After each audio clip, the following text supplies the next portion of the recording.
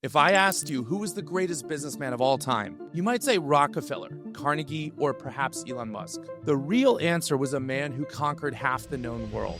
His name was Genghis Khan, and he built his empire using the same exact strategies that private equity uses today. In this YouTube, I'm going to show you how Genghis Khan's genius playbook can transform your business. Whether you're running a local HVAC company, a SaaS startup, maybe a manufacturing firm, e-com, or AI, the strategy holds the key to exponential growth regardless of your industry. This is going to be a masterclass in market domination. What Genghis Khan did with tribes, you can do with competing companies. He didn't build an empire from scratch. He stitched it together by absorbing rivals and acquiring the best talent. By the end of this video, you're going to have a brand new perspective on growth and a playbook for winning your entire market. Khan's strategy number one was his first acquisition. Now, imagine you're standing on the steppes of Mongolia in the 1100s. You're going to see dozens of tribes spread out across the plains, but they're all scrapping for survival. And each one had its own local chief, their own horses, people, skills, and territory. There was not a single tribe that was strong enough to rule on its own. That was until Genghis Khan came along. But his first move wasn't war. It was an alliance. He married into the right tribe, and then that gave him legitimacy, network, and resources. And that's your first lesson. Your first acquisition as a business owner doesn't need to be some big hostile takeover. It can be a partnership or a merger of critical resources. If you're an HVAC owner, that might mean buying out the small competitor down the road or partnering with a plumbing company to expand your service range. If you're building an e-com or AI, it could mean absorbing a micro tool with a killer feature that your customers need. Your first deal size isn't about size. It's about critical leverage. Part two, this is Khan's killer move. Most rulers would just eliminate their rivals and enslave their people. But Genghis Khan completely flipped that idea on its head. He would execute the bad leaders who wouldn't be submissive, but he'd bring their best soldiers, engineers, and generals right into his own army. He didn't destroy talent, he absorbed it. That's M&A 101. When you buy a company, you're not just buying revenue, you're buying people, systems, and distribution channels. But most small business owners make the mistake of firing everyone and trying to run it their own way. That's the fastest way to kill culture and shareholder value, which would be you. Genghis Khan knew better. He'd promote rival generals who fought the hardest against him. Why would he do that? It's because the best enemy soldier tomorrow is your strongest ally today. So when you acquire, look at the talent first. Keep the killers. That's the guys who bring in the top line revenue. Then keep the operators. Let them run it, but make sure that they do it under your flag. Part three was when Khan rolled up the tribes.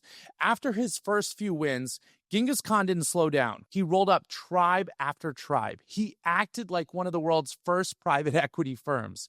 Each new acquisition wasn't just land. It was horses, craftsmen, siege engineers, blacksmiths, doctors, and even Chinese scribes. This is what PE firms call roll-ups. And in HVAC, a roll-up is when you buy 10 or a couple dozen local companies and rebrand them under one national umbrella. The synergies, shared trucks, centralized service, outbound sales, discount parts, and even the advertising power are all under one roof. OEMs do the same thing. They buy smaller parts manufacturers and they roll them into one supply chain. And then suddenly they're able to affect the pricing power of their vertical. AI companies can do this too, and they're already doing it. One company builds scheduling, another builds a Chrome extension or agentic AI that handles micro tasks, and then another builds analytics. If you own them all, you don't sell a single feature like a shovel. You sell a platform which has the potential to become a network. Genghis rolled up tribes, and you can roll up businesses using the same PE principles that he deployed. Part four is incentives versus fear. Here's where Genghis separates himself. Now, he had a reputation for terror that's undisputed. Cities that resisted were crushed, but the ones that surrendered, they got peace, trade, and protection. And here's the genius. He always shared the loot. His soldiers didn't fight for scraps. They got real ownership in the empire's spoils. That's your lesson in incentives as a business owner. When you acquire a company, don't just squeeze the team for all the juice. Give them upside. Give them bonuses, profit share, hell, even equity in your parent company. Because people don't fight hard for a paycheck. They fight hard for true ownership. And Genghis Khan didn't have employees or mercenaries. He had partners with him in conquest. That's why they rode with him across Asia instead of deserting. So build your acquisitions so the talent stays, grows, and gets richer alongside you. Part 5, build systems that scale. Genghis didn't just show up by brute force. He built systems. He standardized military units, and every unit of 10, 100, and 1,000 fought the same way. That meant when he absorbed new tribes, they plugged right into his master playbook. That's what you need in business. If you acquire 10 e-coms or HVAC shops, they can't all run their own software and pricing models. You need to standardize dispatch, customer service, and training. If you're acquiring AI tools, integrate them into one UX framework. If you're buying OEMs or you're in manufacturing, centralize sourcing and logistics. Acquisitions fall apart when the systems clash. Genghis Khan knew that standardizing early and scale is inevitable. Part 6 is fearless expansion. By the time Genghis unified Mongolia, he could have stopped, but he didn't. He went after China, Persia, Russia, empires far bigger than him, and he won. Why? Because he reinvested every win into his next move.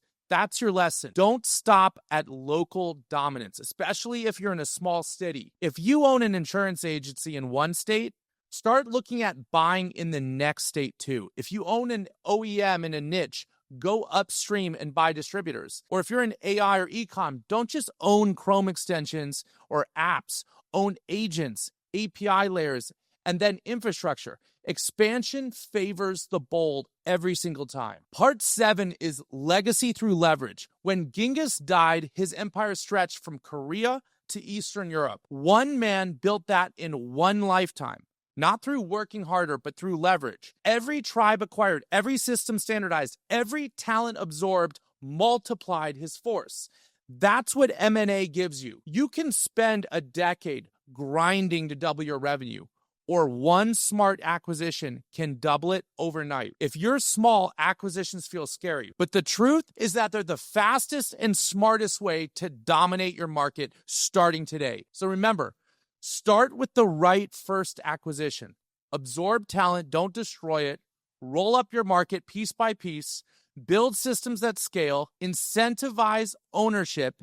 Keep expanding, and then you're going to crush it too. That's the Genghis Khan playbook for modern M&A. Here's your ultimate takeaway.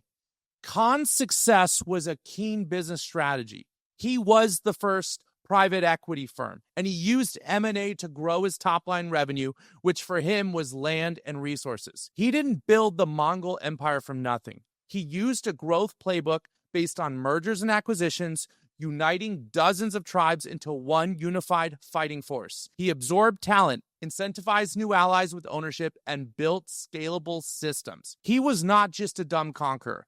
He was an empire builder, and his blueprint is the same one used by today's most powerful PE magnates.